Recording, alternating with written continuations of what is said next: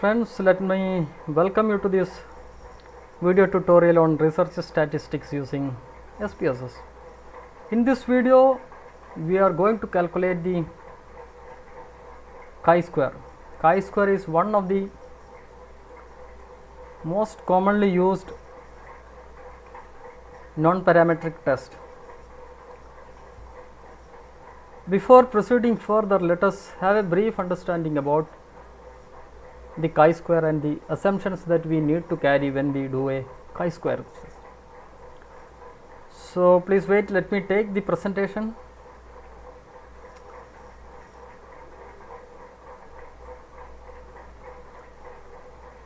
See, as you see, chi-square is a test for independence.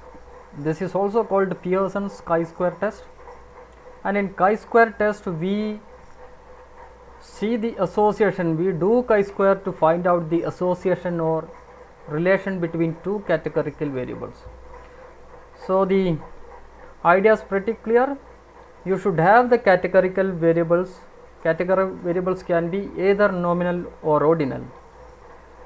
So when we are doing the chi-square test, the dependent variable and the independent variable definitely should be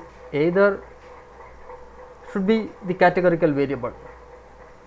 So this is one of the basic understanding about chi-square test. Chi-square is used to find the association between two variables, or else we can say the relationship between two categorical variables.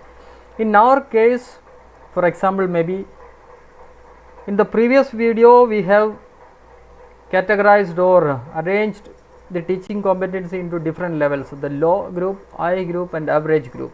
So this is one of the ordinals data. Since we have categorized into different levels, it is ordinal data. So this would be our teaching competency, would be our dependent variable, and we will see whether the gender, which is a nominal data, since it is male and female, so whether the gender have any association or relationship with the teaching competency. So in that case, both our dependent and independent variables are categorical variables. Friends, let me again focus on that. In chi-square we should have independent and dependent variable, both should be categorical variable. Now there is one more assumption, which is for a 2 by 2 table the expected frequency should be greater than 5, and for a larger table all the expected frequencies should be greater than 1. We will have the observed and expected frequency. When we calculate the chi-square test, we will find the observed and expected frequency, and the expected frequency should be always greater than 1, and more than 20% should have frequencies less than 5. Not more than 20% of all the cells should have frequencies less than 5. This is one of the assumptions that we carry when we do the chi-square test.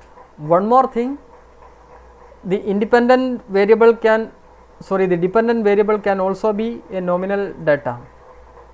In our case, we are taking the dependent variable as ordinal data, but it can be other way around also. I mean, like the dependent variable can be what we say the nominal data also. So now let us proceed with the chi-square. So to calculate, let me close my presentation. So let me take the presentation. This is survey data. Let me give a brief idea about the data. This is the same data. See, we have the TC category at the end. This is the teaching competency category, which we have seen like there are 3 levels, and therefore this is ordinal data.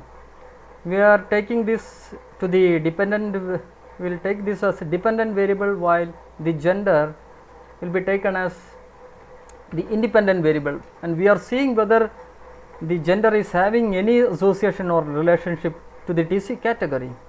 And to calculate chi-square, I will click on analyze, then descriptives.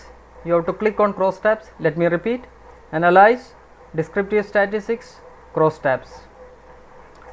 Now you can see, since I have calculated it before, it is showing here, otherwise you will get a window like this. When click on cross tab, you will get this window. So I will take this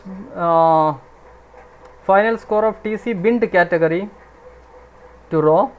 In column, I will take the gender of the students. Now we will see what all things. If you want clustered bar chart, you can click on this, otherwise you leave as it is. Exact, you can see nothing has to be done. Statistics chi-square we are calculating, that you have to click. If you want any of these statistics, you can tick that also. Cells, let us see, you have to click on observed and expected. If you want to see the observed and expected counts, you have to click on that.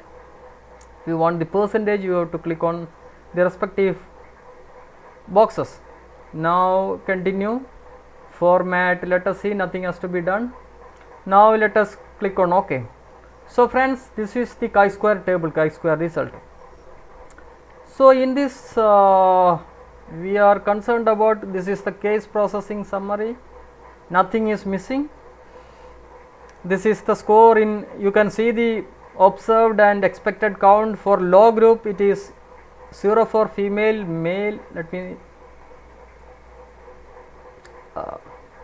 so for male it is, for male it is 18, female it is 0. The expected count is 9 and 9, and everywhere you can see some expected count, okay, which is of course greater than 1. Now we will go directly to the, for each category you can see the expected and in average group this is the observed count. For male it is 32, female it is 34, expected count is 33, and for average group for male it is 33, and in each group you can see that, okay. Now let us go to the final chi-square table. This is the chi-square table. So here you can see,